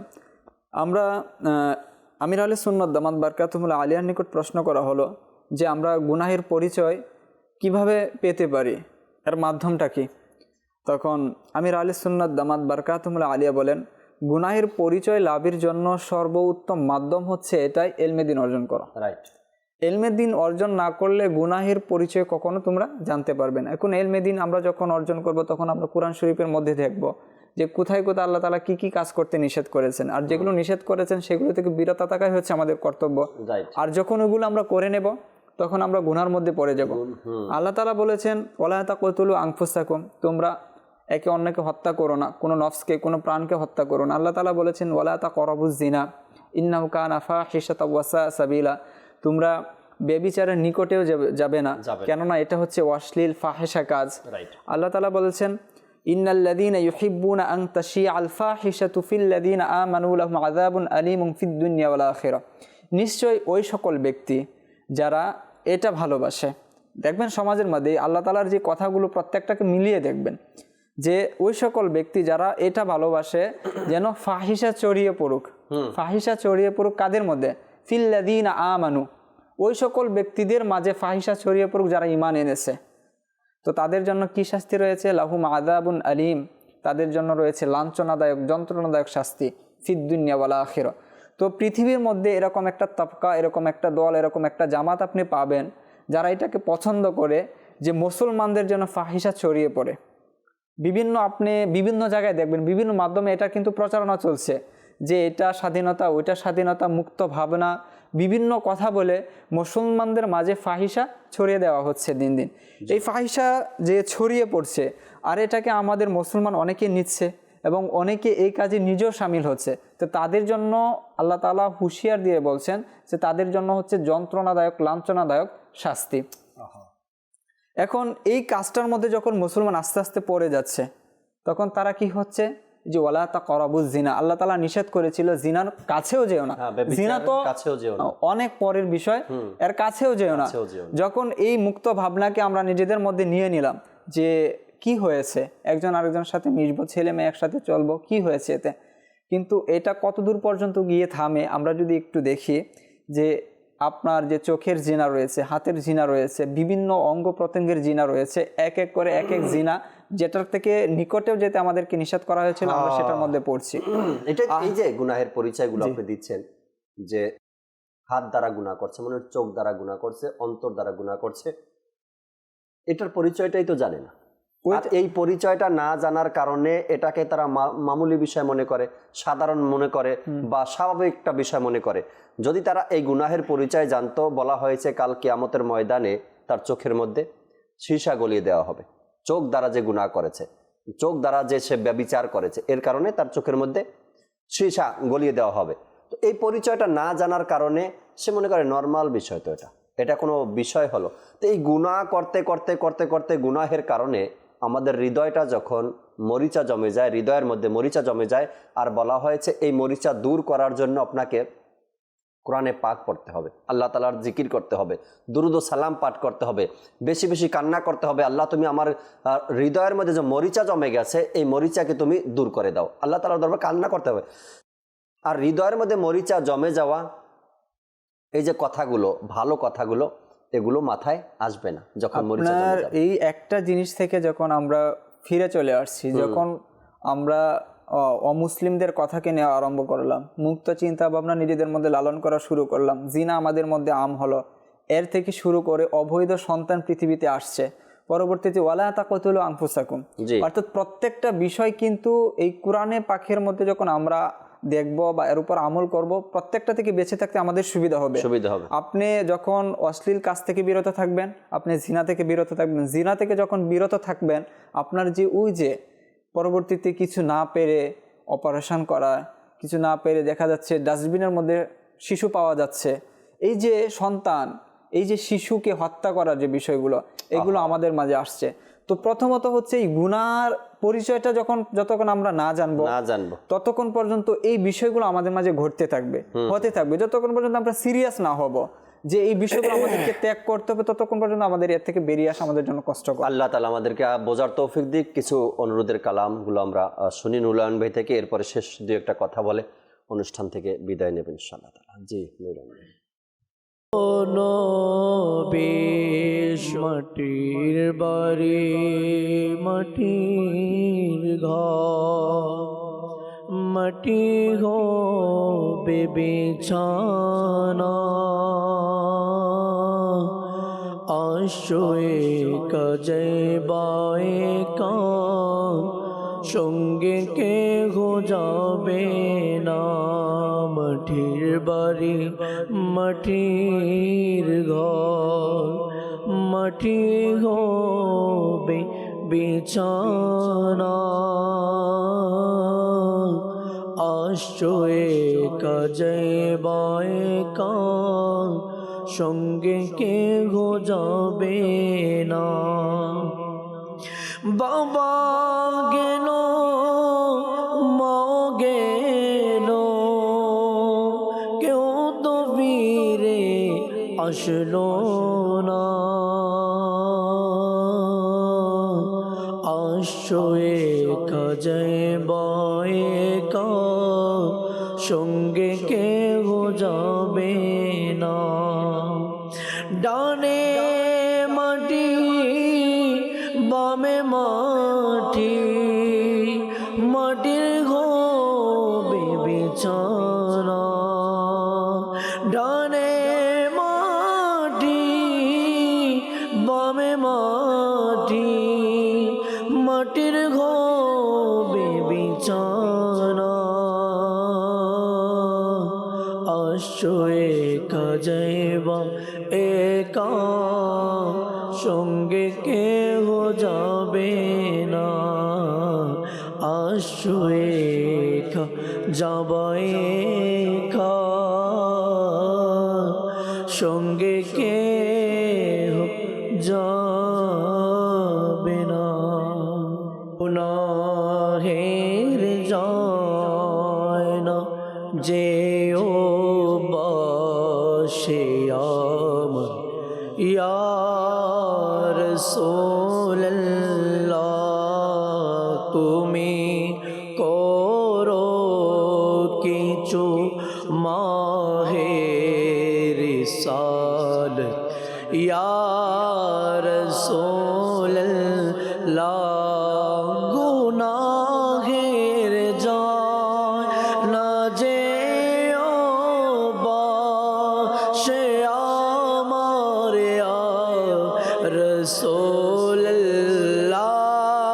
গুনাহের যায় না যেও বাসে আমার ইয়া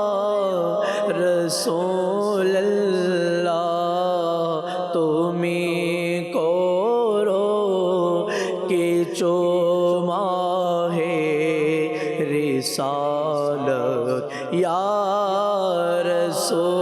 রাসূলুল্লাহ গুনাহের প্রতি যেন হয় ঘৃণা মোর ইয়া রাসূলুল্লাহ গুনাহের প্রতি যেন হয় ঘৃণা মোর ইয়া রাসূলুল্লাহ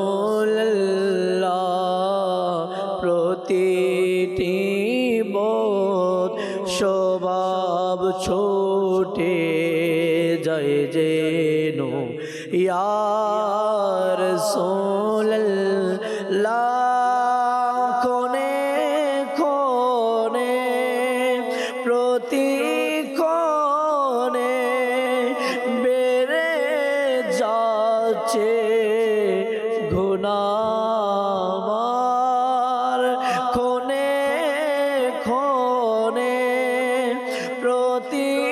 প্রতিক্ষণে বেড়ে যাচ্ছে গুনাহ আমার তবু নেই তাতে কোনো অনুতাপ ইয়া রাসূলুল্লাহ তবু নেই তাতে কোনো অনুতাপ ইয়া রাসূলুল্লাহ তো এমন আছে যে গুনাহ মানুষ যখন করেছে তখনই তার আমল নামায় তার গুনাহের পরিচয় লিখে দেওয়া হয়েছে যে এই ব্যক্তি এই গুনাহের কাজ করছে ওই পর্যন্তই। যদি কোনো ব্যক্তি কাউকে আঘাত করে, তো সে অন্যায়ভাবে আঘাত করেছে। যখন সে আঘাত করলো, তার আমল নামায় এই গুনাহের পরিচয় লিখে দেওয়া হলো সে অন্যায়ভাবে কাউকে আঘাত করেছে। যখন গুনাহের কাজ করে তখনই তার লেখা হয়, এরপরে আর সেই গুনাহের কথাগুলো লেখা হয় না, যতটুকু লেখার ওই পর্যন্তই লিখবে। আর কিছু গুনাহ এমন আছে যেগুলো এখন গুনাহ করছে, তো সারাক্ষণ তার ওই আমল নামায় গুনাহ লেখতেই থাকা হয়। যেমন একটা উদাহরণের মধ্যে দাড়ি কাটা। যখন কোনো ব্যক্তি দাড়ি কাটলো, অর্থাৎ মুন্ডন করে দিল, তো এর গুনাহ ধারাবাহিকভাবে চলতেই থাকে চলতেই থাকে চলতেই থাকে, লিখতেই থাকে ফেরেশতারা তার আমল নামার মধ্যে। এটা ধারাবাহিকভাবে লেখা চলতে থাকে যে সে দাড়ি মুন্ডন করছে, দাড়ি মুন্ডন করছে।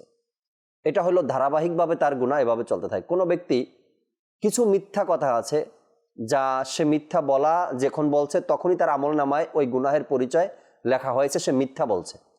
আবার কিছু মিথ্যা এমন আছে যার গুনাহ ধারাবাহিকভাবে তার মানে উঠতেই থাকে তার আমল নামায়। যেমন কেউ মিথ্যা বলল, আর তার মিথ্যা বলার কারণে পুরো সংসার নষ্ট হয়ে গেল, কোনো ব্যক্তির পুরো জীবনটাই নষ্ট হয়ে গেল, কারো ব্যবসা বাণিজ্য নষ্ট হয়ে গেল। এখন ওই ব্যক্তি কষ্টের মধ্যে আছে, পেরেশানির মধ্যে আছে, সংসার নষ্ট হয়ে গেছে। ওই মানুষগুলোর অভিশাপ, ওই মানুষগুলোর নিঃশ্বাস, ওই মানুষগুলোর কালো নিঃশ্বাসগুলো আসতেই থাকবে, তার উপরে আসতেই থাকবে, আর তার আমলনামায় গুনাহ এভাবে লিখেই যায়। তো ইমাম গাজ্জালী রহমাতুল্লাহি তাআলা এই গুনাহের কিছু পরিচয় তুলে ধরেছেন। কিছু গুনাহ আছে বান্দা যখন করে ওই সময়ই লেখা হয়, পরিচয়টা তার আমলনামায় তুলে দেওয়া হয়, সে এই গুনাহ করছে। কিছু গুনাহ আছে গুনাহ করার পরেও যেন গুনাহ তো করা শেষ, কিন্তু তার আমলনামায় এগুলা লিখতেই থাকে যে সে গুনাহ এটা করছে এটা করছে। ধারাবাহিকভাবে তার এই গুনাহ লেখা চলতে থাকে, তার আমলনামায় উঠতে থাকে, তার বদ আমলনামা এর কারণে ভারী হয়ে যায়। তো আমার নাতখা ইসলাম ভাই যেটা বললেন যে প্রতিনিয়ত আমার সময়টা গুনাহের মধ্যে কাটছে, হয়তো আমরা জানি না। আজ শর্ট প্যান্ট পরে, হাঁটুর উপরে কাপড় পরে রাস্তায় বের হয়েছি, গুনাহের পরিচয় জানি না, হারাম হারাম কাজ, নিয়ামত একটা কাপড় পোশাক। মানুষ, আমরা পূর্বের যুগের ইতিহাস যারা স্টুডেন্ট তারা সকলেই জানি, মানুষ নিজের লজ্জা স্থানকে, শরীরকে ঢাকার জন্য কত কষ্ট করেছে, কত কষ্ট করছে। পশু শিকার করে সেই চামড়া দিয়ে নিজের শরীরকে বানাতো, আবৃত করতো, ঢেকে রাখতো। আল্লাহ তাআলা কুরআনে পাকের মধ্যে বলেন, ইয়া বানি আদম, হে মানব সম্প্রদায়, হে আদম সন্তান, আনজালনা আলাইকুম, নিশ্চয় আমি তোমাদের জন্য লিবাস নাজিল করেছি, লিবাস দিয়েছি আমি তোমাদেরকে। কেন দিয়েছেন? ইউয়ারি সাওয়াতিকুম, যেন তোমরা তোমাদের লজ্জাস্থানকে ঢেকে রাখতে পারো। ওয়ারিসা, এটা খুব সুন্দর একটা বিষয়। এর পরবর্তীতে আল্লাহ তাআলা বলেন, ইয়া বানি আদম লা ইয়াফতিনান্নাকুমুশ শাইতান, শয়তান যেন তোমাদেরকে ধোঁকায় না ফেলতে পারে, ফিতনার মধ্যে না ফেলতে পারে। কামা আখরাজা আবাওয়াইকুম মিনাল জান্নাহ, যেভাবে তোমাদের পিতা মাতাকে জান্নাত থেকে সে বের করেছে, নিয়ে এসেছে পৃথিবীতে, এই কাজটা যেন তোমাদের দ্বারা না হয়। অর্থাৎ আমরা যদি সেই শয়তানের পদাঙ্কই অনুসরণ করি, শয়তানের কথা মেনে আমরা শর্ট প্যান্টের কথা বললেন, ছোট যে পোশাক ইসলামে নিষেধ করেছে সেই সকল পোশাক পরিধান করে রাস্তায় বের হয়, তো আমাদের ভাগ্য ওই রকমই থাকবে, আমরাও জান্নাতে যেতে পারবো না। জান্নাত থেকে আমাদেরকে, যদিও আমাদের ঠিকানা জান্নাত, মুসলমান হয়েছি, মুসলমানের ঘরে জন্ম নিয়েছি, আল্লাহকে মেনে নিয়েছি, আল্লাহর যে বিধিবিধানগুলো রয়েছে সেগুলো আমরা মানি, কিন্তু পালন করি না। এই পোশাকের যে বিষয়টা রয়েছে এত গুরুত্বপূর্ণ, ইসলামের একটা অপরিহার্য অংশ এটা। লাস্ট জমানায় এসে, অর্থাৎ আমাদের জমানায় এসে, এর পূর্বে পোশাক বা সতর ঢাকার এক শরিয়াতের বিধান হয়তো তাদের মতো ছিল। আমাদের সময়, আমাদের জমানায় বা আখিরি নবীর শরিয়াতের হুকুম হলো সতরকে ঢাকা ফরজ করা হয়েছে, সতর ঢাকা। এখন যারা এমন পোশাক পরিধান করে রাস্তায় বের হয়, তাদের কাছে প্রশ্ন, আপনার সতর কতটুকু, এটা কি আপনি জানেন? কতটুকু ঢাকা ইসলামের শরিয়াতের দৃষ্টিতে ফরজ করা হয়েছে? হয়তো এটাও আপনি জানেন না, আর জানার মতো পরিবেশ আপনার ঘরে নেই। যারা এই সকল কাজ করে, ইসলামের যে আপনার গণ্ডি দিয়ে দেওয়া হয়েছে, পুরুষের জন্য কতটুকু সতর, মহিলার জন্য কতটুকু সতর, যারা এই কাজগুলো করে না, অধিকাংশ হচ্ছে তারা নিজের টাকায় কিনা পোশাকে করে না। আচ্ছা, ঠিক আছে, এরা হচ্ছে হয়তো গার্জিয়ান তাদেরকে কিনে দিচ্ছে বাবার টাকায়, বা কেউ তাদেরকে গিফট করছে। এখন যারা দিচ্ছে, যারা করছে, তারা কিন্তু এই কাজের পিছনে সহায়তা তাদের করছে। আর আল্লাহ তাআলা বলছেন ওয়ালা তাআওয়ানু আলাল ইসমি ওয়াল উদওয়ান, তোমরা গুনাহের ব্যাপারে এবং সীমা লঙ্ঘন করার ব্যাপারে কাউকে সাহায্য করিও না। ঠিক আছে, এটাও কিন্তু আপনার পরিচয় যে আপনি মনে করছেন আমি তো করছি না, কিন্তু আপনি সাহায্য করছেন। এই গুনাহের পরিচয়টা আমরা আমাদের অনেকের মাঝে নেই, যে গুনাহের কাজে সাহায্য করা হচ্ছে গুনাহ। এখন আপনার টাকা আছে, আপনার মেয়েকে আপনার ছেলেকে আপনি ওই কাপড় কিনে দিচ্ছেন যা ইসলাম সম্মত। কাপড় না কিনে দিলেও টাকা দিচ্ছে, টাকা তো দিচ্ছেন, কিন্তু মা বাবার এতটুকু খেয়াল নেই যে আমার সন্তান কেমন ধরনের পোশাক পরিধান করছে, কোন পোশাক পরিধান করছে। গুনাহের পরিচয় জানাটা অত্যন্ত জরুরি। এটা আমি হই বা আপনি হন, মা বাবা হোক বা ব্যক্তি হোক, সবার কাছেই গুনাহের পরিচয় জানাটা প্রয়োজন। এখন সন্তান মা বাবার সামনে আল্লাহ তাআলার পানা এই যে ছোট কাপড় পরে বের হচ্ছে বা হাঁটুর উপরে কাপড় পরিধান করে বের হচ্ছে, এটাকে কিছুই মনে করছেন। গ্রামগঞ্জে অনেক সময় দেখা যায় ক্ষেত খামারে কাজ করতে গেলে তারাও হাঁটুর উপরে কাপড় তোলে। এরাও কিন্তু এটাকে গুনাহ যে এতটা সিরিয়াসভাবে নিচ্ছে না, কেননা জানে না, এই গুনাহের পরিচয়টা তার কাছে নেই। আচ্ছা, আপনার গালে বা আপনার 5 বছরের সন্তানের গালে একটা চর মারল কেউ, চরটা তো সমানই, আপনার গালে পড়ুক বা আপনার সন্তানের গালে পড়ুক, যার গালেই পড়ুক, চরটা তো সমানই। এর নাম ওটার একটা চর খেয়েছে, কে খেয়েছে? সন্তান বা বাবায়। কষ্টটা কতটুকু লেগেছে? বাবায় খাক চরটা বা সন্তান খাক, অন্তরের মধ্যে গিয়ে লাগে, কষ্ট লাগে, অপমানের ভারটা নিতে পারে না। সন্তান যখন এই ভুল কাজটা করলো, হারাম কাজটা করলো, গুনাহে কবিরা করলো, তখন তো আপনার অন্তরে এভাবে লাগলো না? এত কষ্টটা তো ফিল তো আপনি করলেন না যে আমার সন্তান কি গুনাহের কাজ করলো। তার মানে বোঝা গেল মা বাবাও গুনাহের পরিচয়টা জানে। আপনার মেরাজ তো চলে আসছে, রজবের মাস চালু হয়ে গেছে। রজবের মাস, মেরাজের রজনীতে আল্লাহ রাসূল সাল্লাল্লাহু আলাইহি ওয়াসাল্লাম জান্নাত জাহান্নাম যখন ভ্রমণ করছিলেন, তো জাহান্নামের মধ্যে একজন ব্যক্তিকে দেখছেন যে হাসছে। জাহান্নাম তো হাসার জায়গা না, তো সেখানে দেখলেন একজন ব্যক্তিকে হাসছে। তখন জিব্রাইলকে প্রশ্ন করল যে ব্যক্তি হাসছে কেন? তখন জিব্রাইল আলাইহিস সালাতু ওয়াস সালাম আল্লাহ রাসূল সাল্লাল্লাহু আলাইহি ওয়াসাল্লামকে বললেন যে এই ব্যক্তি দুনিয়ায় সন্তান রেখে এসেছিল এবং সে প্রতিনিয়ত তার বাবার জন্য দোয়া করছে। তো তার ছেলের যে নেক কাজ, নেক আমলের কারণে আল্লাহ তাআলা তাকে জাহান্নাম থেকে অব্যাহতি দিয়ে দিয়েছেন, জাহান্নাম থেকে মুক্তি দিয়ে দিয়েছেন। অর্থাৎ সন্তানের আমল, সন্তানের কাজ, এই যে বিষয়গুলো রয়েছে, এইগুলো কিন্তু পিতামাতার উপর প্রভাব পড়ে, সেটা দুনিয়াতে হোক আখিরাতে হোক। আমি বলছিলাম ওয়ালা তাআওয়ানু আলাল ইসমি ওয়াল উদওয়ান, যে গুনাহের ব্যাপারে, সীমালঙ্ঘন করার ব্যাপারে তোমরা কাউকে সাহায্য করো না, সহযোগিতা করো না। এখন আপনি যে সতরের যে বিষয়টা, এরকম একটা বিষয় যে সতর ভঙ্গ করলো সেও গুনাহগার, আর তার দিকে যে দেখবে সেও গুনাহগার হবে। এখন আপনার এই একটু অসচেতনতার কারণে, আপনার টাকার বিনিময়ে পোশাক ক্রয় করে পরিধান করার কারণে কত মানুষ গুনাহগার হচ্ছে। এখানে কিন্তু যে তাআওয়ানুর যে বিষয়টা, সাহায্যকারীর যে বিষয়টা কিন্তু চলেই আসে। আমাদের অসতর্কতা বলি, আমাদের অজ্ঞতা বলি, আমাদের উপর তো জানা এগুলো ফরজ না, গুনাহের পরিচয়গুলো জানা তো আমাদের জন্য ফরজ। তো অবশ্যই আমাদের লক্ষ্য রাখতে হবে এই বিষয়গুলোর ব্যাপারে, যে আমাদের সন্তান কি ধরনের পোশাক পরছে। আপনার ক্ষমতা আছে, সক্ষমতা আছে, বাধা দেওয়ার পর আপনি বাধা দিচ্ছেন না, এটারও কিন্তু গুনাহ রয়েছে। তো আল্লাহ তাআলা আমাদেরকে তৌফিক দান করুক। আমিন আমিন আমিন। গুনাহের পরিচয় মা বাবা, গার্ডিয়ান আমাদেরকেও জানতে হবে। আমার বয়স হিসাবে আমাকেও জানতে হবে গুনাহের পরিচয় কি রয়েছে। আর এই গুনাহের পরিচয়, গুনাহ থেকে বাঁচা, গুনাহ হয়ে যাওয়ার পরে তওবা করা, আল্লাহর পথে ফিরে আসার জন্য আলহামদুলিল্লাহ রাব্বিল আলামিন দাওয়াত ইসলামী আমাদেরকে প্রতিনিয়ত বোঝাচ্ছে এবং বোঝানোর চেষ্টা করছে। আমরা দাওয়াত ইসলামীর সংস্পর্শে চলে আসি, দাওয়াত ইসলামীর সঙ্গ দেই, সাথে থাকি মুবাল্লিগদের। আল্লাহ চায় ধীরে ধীরে আমাদের মধ্যেও এই গুণগুলো চলে আসবে এবং গুনাহ থেকে বাঁচারও আমাদের আল্লাহ তাআলা। দাওয়াত ইসলামে যে আপনার মানুষকে সংশোধন করা, বুঝার একটা বড় ইভেন্ট হচ্ছে আমাদের ইজতেমা, 3 দিনের সুন্নাতে বরাত। আমাদের ইজতেমার ডেটটা আপনি আবার জি 14, 15, 16 ফেব্রুয়ারি ইনশাআল্লাহ তাবারাক ওয়া তাআলা। কোথায় সেটা একটু বলেন। আশিয়ান সিটি এয়ারপোর্টে প্রতি বছর যেই সাইটগুলোতে হয়, আপনাদের মনে আছে 2016তে সম্ভবত ঢাকাতে ফার্স্ট ইজতেমা যেই মাঠে হয়েছে, পাশের মাঠটাতেই ইনশাআল্লাহ তাবারাক ওয়া তাআলা এবছর ইজতেমা। আর বারবার মাদানী চ্যানেলে, মাদানী মুজাকারাতে 3 দিনের সুন্নাতে বরা ইজতেমার ঘোষণা হয়েছে এবং বারবার আমরা বিভিন্ন প্রোমো দেখানোর চেষ্টা করছি মাদানী চ্যানেলের মাধ্যমে। আশা রাখি ইনশাআল্লাহ তাবারাক ওয়া তাআলা দর্শক আপনাদের পক্ষ থেকে 3 দিনের সুন্নতে ইজতেমায় আপনার ঘরের পুরুষ যারা আছে তাদেরকে পাঠাবেন ইনশাআল্লাহ তাবারাক ওয়া তাআলা। চলুন যে যেখানে আছে আমরা দাঁড়িয়ে সালাতু সালাম পাঠ করি। ইয়া নবী সালাম আলাইকা, ইয়া রাসূল সালাম আলাইকা, ইয়া হাবিব সালাম আলাইকা, সালাওয়াতুল্লাহ আলাইকা। আমাদের মনের বেদনা বুঝাইলে কেহ বুঝে না, শোনাইলে কেহ শুনে না। শোনেন গো শাহে মদিনা, ইয়া নবী সালাম আলাইকা, ইয়া রাসূল সালাম আলাইকা, ইয়া হাবিব সালাম আলাইকা, সালাওয়াতুল্লাহ।